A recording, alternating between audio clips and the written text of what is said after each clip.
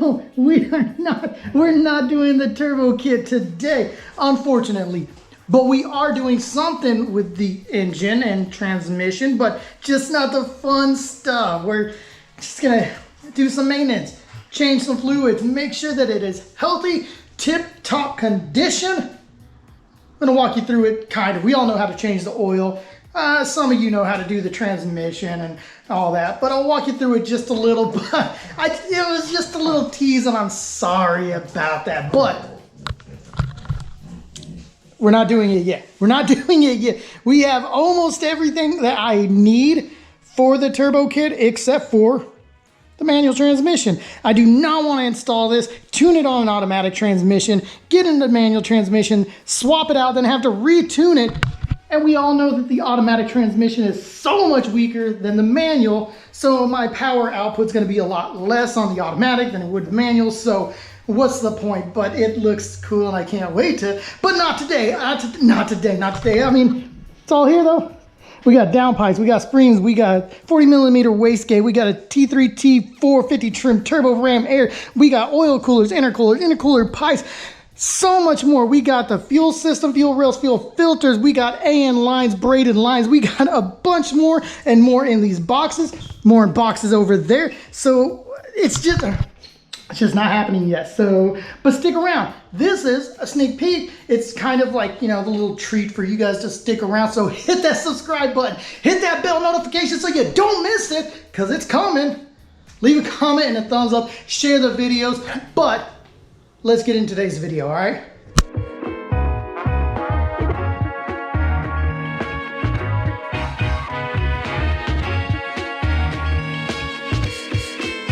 So, just like that, thank you guys. Thank each and every one of you for joining me today. And sorry about that. It's not a clickbait. I was doing inventory to see what I had, and you know, I almost have everything. Need a transmission. We said that. I need a transmission. So, what are we doing today? Oil change, transmission fluid change. We all know how to do an oil change. No big deal. Basis of it. Raise your car up. I gotta raise my car up. Raise your car up. Take your oil cap, remove it so you have air, drain it, let it drain, sit there, replace your oil filter, take that off. It's simple stuff, refill, blah, blah, blah. One thing I did notice is I was having the hardest time finding an oil filter for my car. AutoZone, Advance, O'Reilly's, Walmart, everywhere. Didn't have it. Not on the shelf, not a spot on the shelf.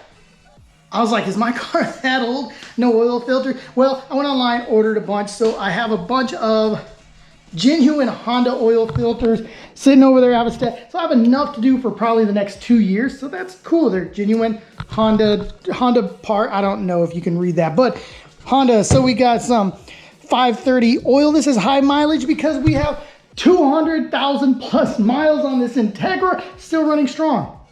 Compression is equal all across the board with I think it's 3 degrees. It's pretty much perfect. I mean, car runs strong. We've done a few little things in the past. You guys have seen it, so cool. You know what's up, but it's running strong. So just going with basic GTX Castrol high mileage, 530.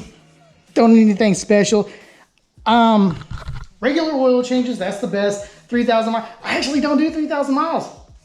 I mean, whatever, but I'm normally about 5,000 on mine, but everything. But the important part is the automatic transmission fluid. Make sure that it is for Hondas and Acuras. You do not want to get just any kind, so make sure that it is formulated for Hondas and Acuras. So when we do this, you got your straight down there. You can't see it, but there is your dipstick for checking the fluids. Same thing, raise the car up. Make sure it's actually level. You don't want the front raised up and the back down. So actually try to get it as level as you can. Drain it from the bottom. Yeah, pull that out. Put your new your new fluids into it. You're not draining the entire transmission because you're not draining the torque converter. So you're only draining about 2.5 to 3 quarts of it out. So when you're replacing it, just do about 2.5, 3, all that stuff. So unless you want to do a full drain, there's 3 or 4 more quarts inside the torque converter, I believe it is. So yeah, you're not doing all that. Like to do it, it's a big mess. And it's like, whatever. As long as you do this probably like every 3 years or something, I think it is. A couple of years, something like that. I don't know. Don't quote me onto it. Go check the book. Go check the internet. Google has a better answer than me. But that's what we're going to do today is some fluid changes, making sure this thing that is refreshed, because this hot Texas summer is killing me. It's killing my car too. So I want to make sure everything's lubricated, everything's fresh lubricated. I know it's not going to keep the car cool, but it's going to keep it lubricated with fresh stuff. And we all know that heat is a killer of engines and transmissions and of me. So yeah, even the dog. Look at Rufio. Oh my gosh, Rufio. He doesn't like the heat either. You want to move somewhere cold? Maybe. So let's get to draining. I'm going to do the oil change real quick onto it. And then I'll briefly show you transmission. And I'll show you one other thing before we end today. This hot day. I can't get over it. Somebody send me some snow. Not a lot, just a little. I mean, just for a day of snow. I don't care. But let me get this changed, do all that, blah, blah, blah. Show you quickly the transmission, because I know a lot of people have questions about how to change transmission fluid, oil, pretty much everyone can do. I mean, we're as long as you can drive and you're a car person, you can change your own oil. We'll do transmission, briefly go over that. Show you one more thing we're working on. I'm waiting on stuff for it, but I'll show you anyway. And then we'll go inside, chill out. So stick around, let's get this. It's never a good time when I gotta bring out the mini tabletop vise.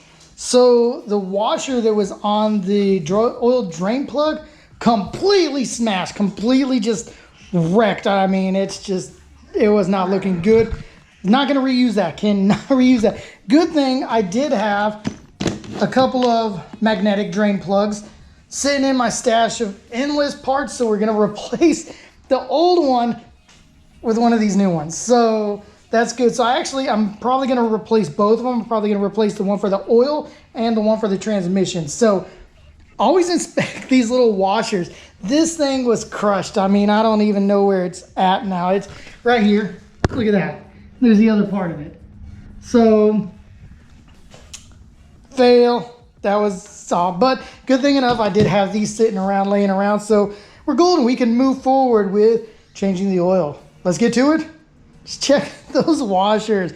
Please check those washers every time you change it. Last time I changed it, it didn't look like that. This time, for some reason, it was smashed. So fail, success. Let's get to it. Oil is done. So got the oil changed, got the filter changed, replaced that, the drain plug with a brand new one. So good job there, we're perfect. So just check it. Wipe every surface down before you bolt everything, tighten everything down onto it. You don't want any stupid leaks. Remember that. So with the transmission, so down there, I don't know, I'm trying to get some light on there, but down in there is your transmission fill plug right there. I'm going to try to circle that for you. Took the dipstick out. So underneath the car. All right. So this right there, circle it, is your drain plug for your transmission. So it accepts a 3/8 drive ratchet. So that's all you do to take that off. Take it off, drain it out just like you would your engine oil. And then after that, just fill it up with like 2.5 or 2.9 quarts, check it, run it, drive it around your neighborhood to make sure that you go through all the gears, that the fluids get through everywhere it needs, go through reverse, first, second, third, drive, whatever, all that stuff just to get the fluids through it. Come back, check it again, make sure you're good, top it off if you need to. Other than that, you're good.